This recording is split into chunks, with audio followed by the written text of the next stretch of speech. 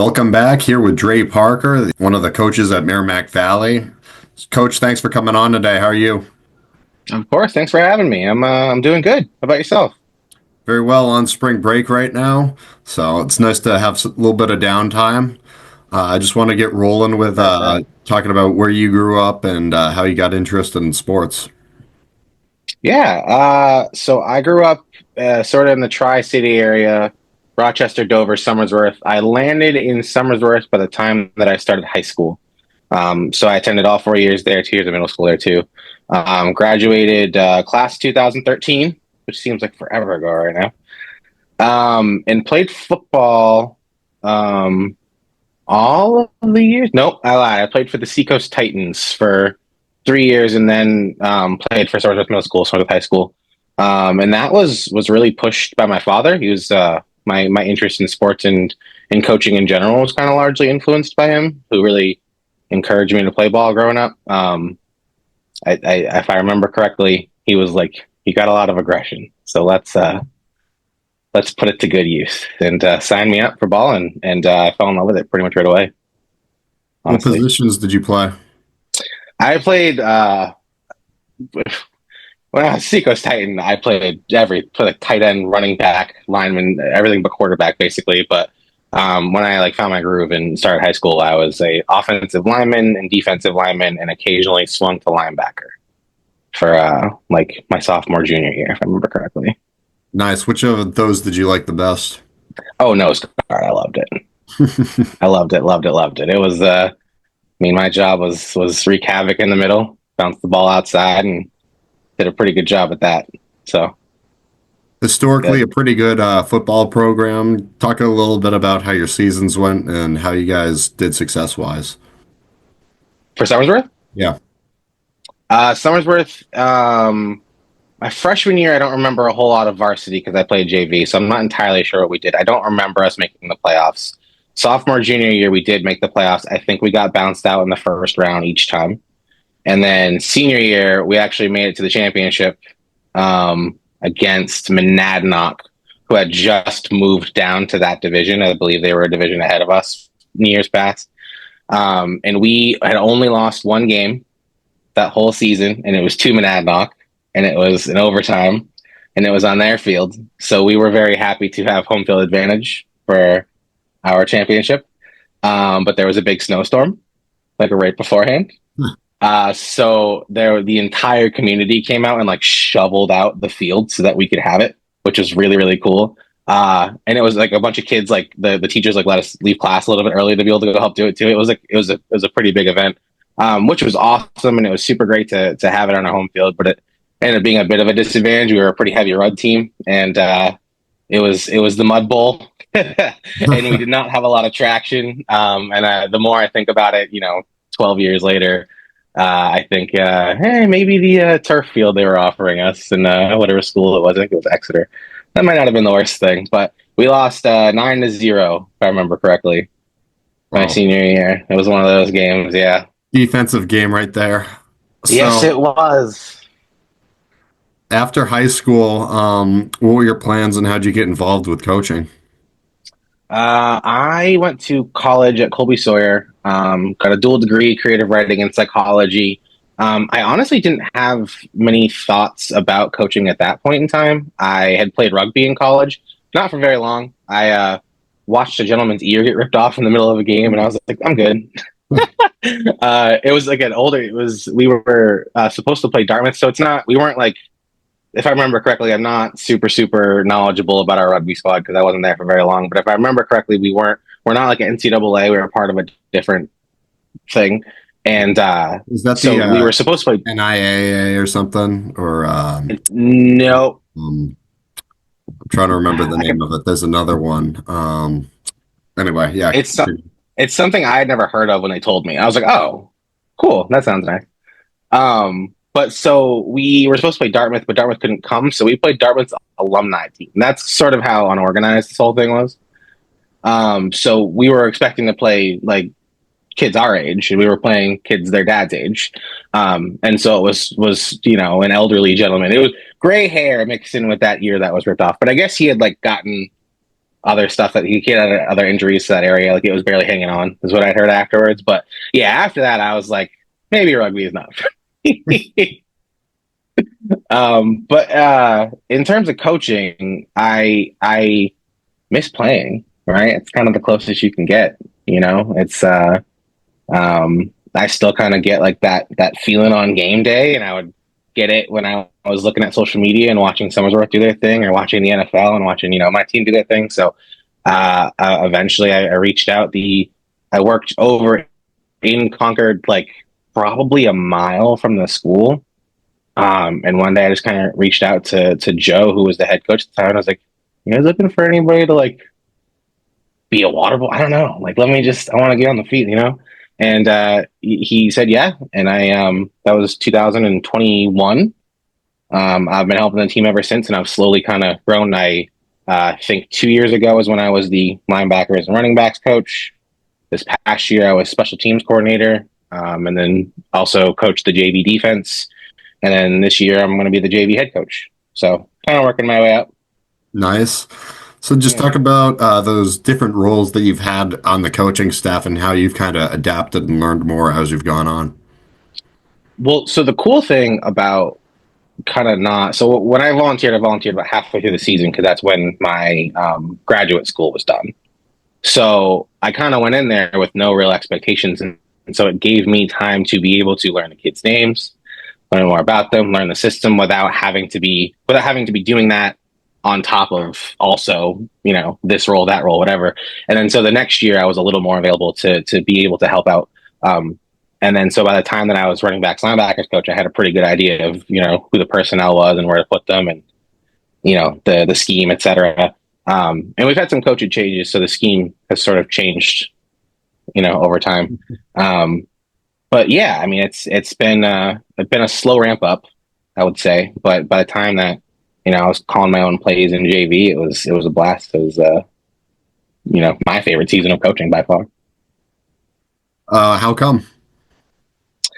Well, there's the autonomy of running your own system.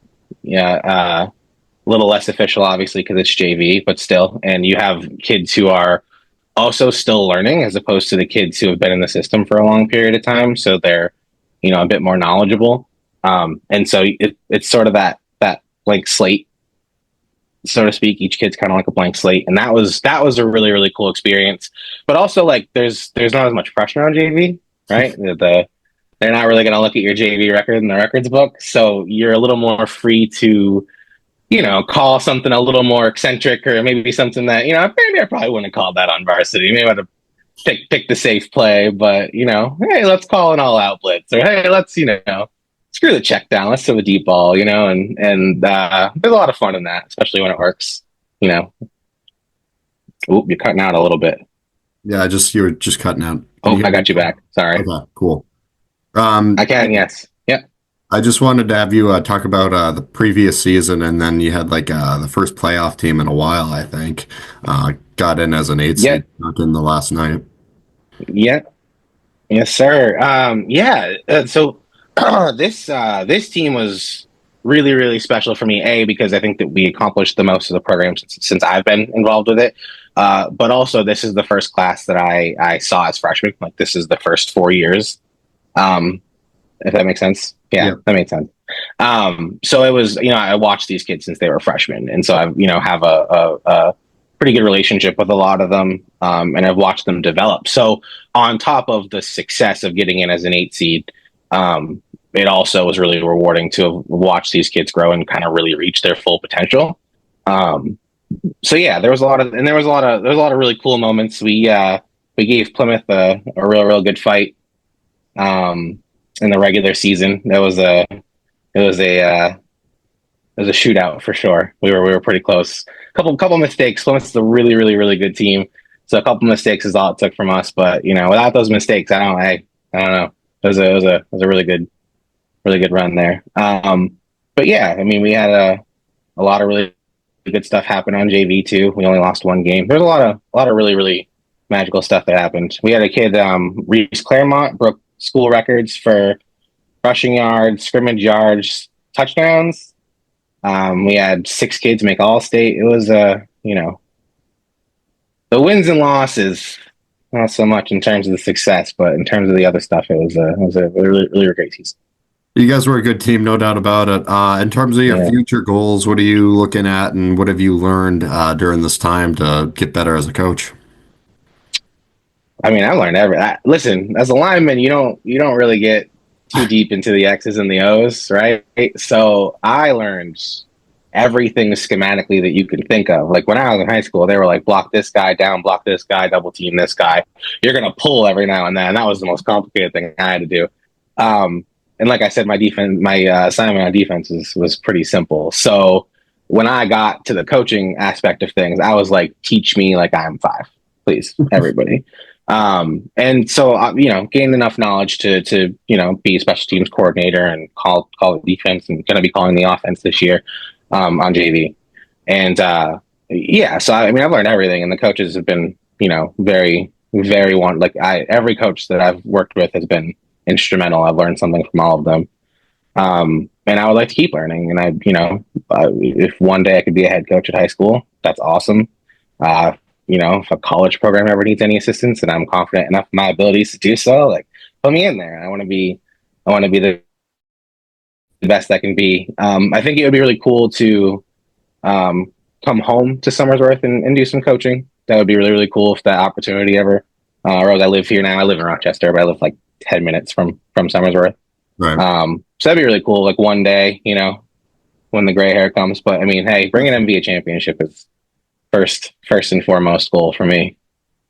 Gotcha. So yeah. What can you compare the different rivalries? Because you have like Somersworth, they have good rivalries across the state. Newport being one of them, in comparison Right. to Merrimack Valley rivals like Pembroke and stuff like that. So I will say this. I'm not Pembroke as a rivalry is a fun rivalry. It's a great way to end the season.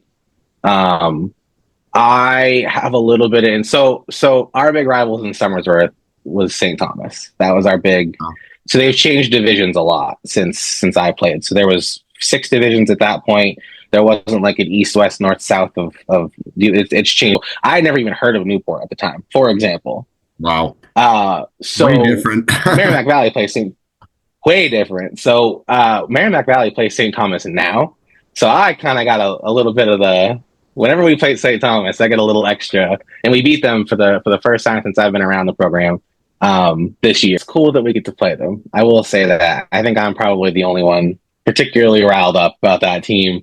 For some nostalgic reasons, but yeah, I think it's very similar to Pembroke in the sense that there's a lot of extra emotion that week. I think usually we play Pembroke the very last game of the season too. So I think for the seniors, there's a lot of emotion for a lot of reasons that week specifically. But yeah, I mean, it's the fans get extra into it, the players get extra into it, the community gets extra into it. A lot of competition sometimes at the end of the season, so there's a lot of high stakes. Yeah, it's always a fun time. I always look forward to Pembroke. Those are some good rivals for sure, no doubt about it. Just in terms of like the kids in the community, just talk about for a minute what that's all like. Well, it's interesting to see kids playing football from a coaching perspective because when I was a kid, I was always like, oh, my coaches don't do anything and this and that, and blah, blah, blah. And I never really understood, like, my coaches still reach out to me. There's 2 coaches that still work at Somersworth that I like popped in during one of their championships games and they were like, Dre. And I was like, I've not seen you in 13 years. How do you remember me? You've seen 50 kids. And I realized that it goes both ways. Like as a coach, I've now realized that the kids it's a whole different perspective, but it really is like a relationship based off of mutual respect. And it's really, really cool to feel that from a coaching experience and to watch a kid who like you'll see as a freshman at 5 feet. And by the time he's a senior, he looks completely different. There were 2 kids this year that they played our freshman year and they didn't play sophomore or junior year. I think maybe one of them played sophomore year, but I saw them again as seniors and I didn't recognize, I reintroduced myself. I was like, hey, I'm Coach Dre. And they were like, yeah, we know you. And I was like, what? And I was like, oh my God, you're that kid.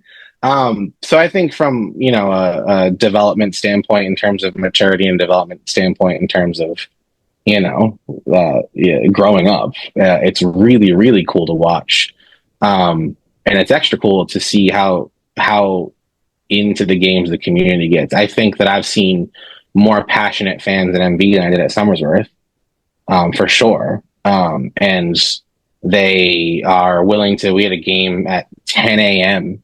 at Kingswood last year, and I was expecting to see nobody, and everyone's parents showed up.